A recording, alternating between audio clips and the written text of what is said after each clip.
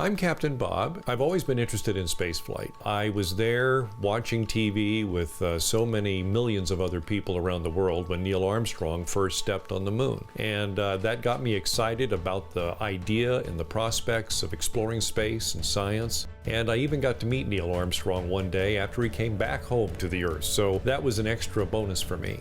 I do this because I love reaching kids and talking to them about the future of space and how they might be a part of it. And I love it when their eyes light up when I'm talking about a new concept, how we got into space, or even hot air balloons and how they flew. And when you see their imagination take flight right there in the room, that's the best thing in the world to me.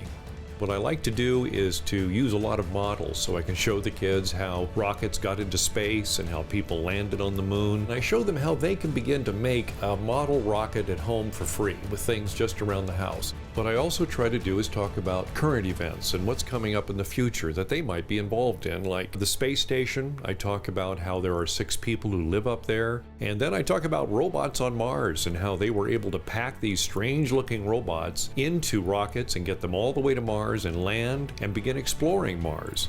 There are private companies now too that are also going to be sending astronauts to the space station and even deeper into space.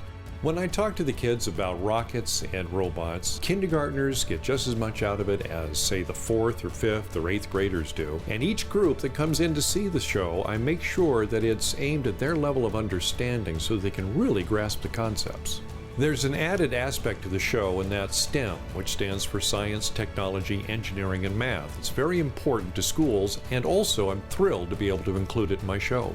And what I'd like to do is challenge them at the end of the show. Tell them that if they study science and math in school, that one day they might become a doctor or a scientist or maybe even an astronaut, and maybe even the first man or woman to walk on Mars. And if they do, to bring one of those robots back home to Earth, and that would make my day if they could.